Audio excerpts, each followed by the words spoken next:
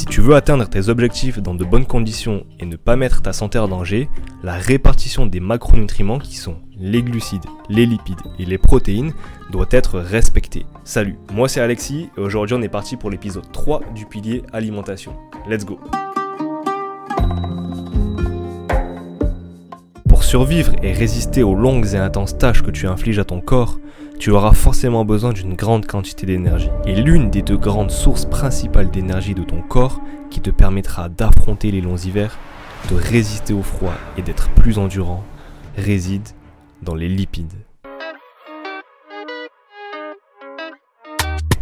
Ok boys, let's motherfucking go! Les lipides sont l'une des deux grandes sources d'énergie de ton corps. Grâce à eux, tu vas pouvoir faire des efforts intenses et de longue durée, puisqu'une fois que tes réserves de glycogène, le glycogène c'est une réserve d'énergie qui est faite grâce aux glucides, ce sont les lipides qui vont prendre le relais.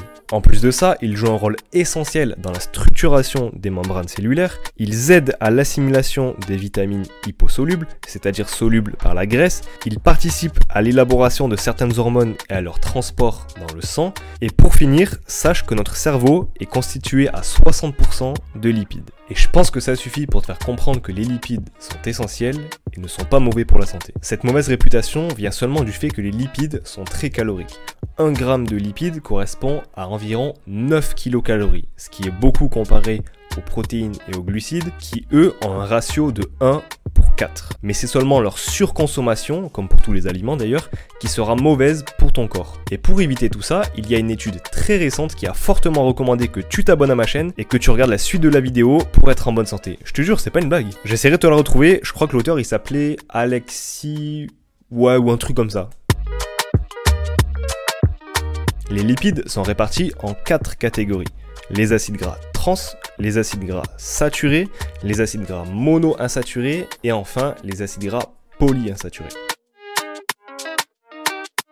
Les acides gras trans, c'est les pires. Ce sont les seuls lipides vraiment mauvais pour ta santé. Ils vont impacter ton cœur, tes artères et en plus, ils n'apportent rien de bon à part le goût. Tu peux donc en consommer pour ton plaisir, mais essaye de le limiter au maximum. Eux, tu vas les trouver principalement dans les aliments industriels, les plats préparés, les aliments transformés, les fast-foods, les chips, la friture, etc. Et pourquoi ça? Parce qu'ils sont utilisés en tant que conservateurs et aussi pour donner un bon goût aux aliments et donc vendre plus.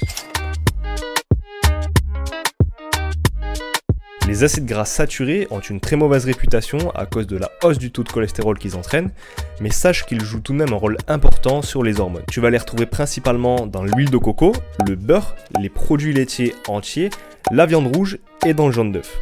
Ils sont donc à consommer en moins grande quantité que les suivants, mais ils ne sont pas à bannir. Ils doivent représenter à peu près 15% de l'apport total des graisses. Les acides gras monoinsaturés permettent de réduire le mauvais cholestérol. Ce sont de très bons lipides. On va les retrouver principalement dans les huiles végétales, dans le beurre de cacahuète, les avocats et dans les oléagineux tels que les amandes ou les noix. Ce type d'acide gras doit représenter à peu près 50% de l'apport total des graisses.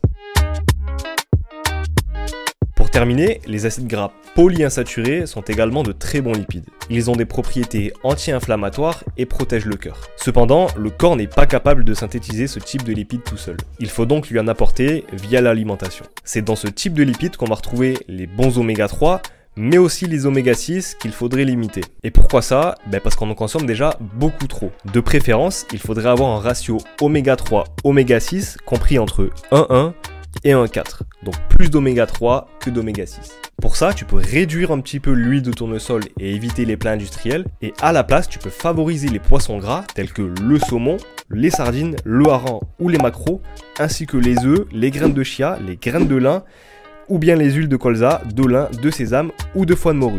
Et oui, ça existe. Les acides gras polyinsaturés doivent représenter à peu près 35% de l'apport total des graisses. Consomme 1 g de lipides par kilo de poids de corps et par jour. Si tu es adulte et de faible gabarit, inférieur à 50 kg, tu peux en consommer un petit peu plus qu'1 gramme parce que 50 g de lipides par jour, ça commence à être limite. Si tu es sportif et en prise de masse, tu peux facilement monter jusqu'à 1,5 g de lipides par kilo de poids de corps et par jour si tu vois que ton corps réagit plutôt bien.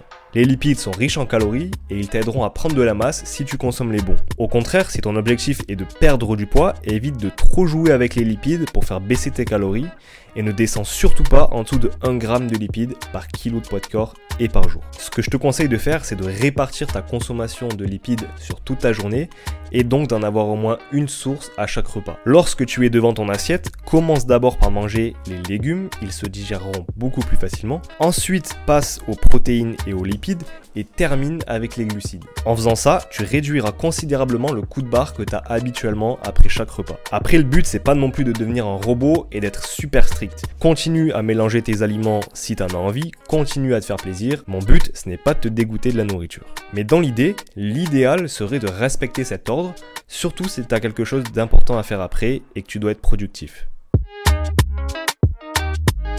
Pour résumer, ton corps a besoin de lipides car ils sont essentiels au bon fonctionnement de ton organisme. Toi, tu lui en apportes via l'alimentation tout au long de ta journée. Si tu es en prise de masse, tu peux monter jusqu'à 1,5 g de lipides par kilo de poids de corps et par jour. Si tu es en perte de poids, ne descends surtout pas en dessous de 1 g par kilo de poids de corps et par jour. Et enfin, évite au maximum de consommer des plats industriels qui t'apporteront de mauvais lipides et augmenteront ton risque de maladie. J'en ai terminé avec les lipides, j'espère que la vidéo vous aura plu. Celle sur le dernier macronutriment qui nous reste à voir arrive très bientôt, alors abonne-toi.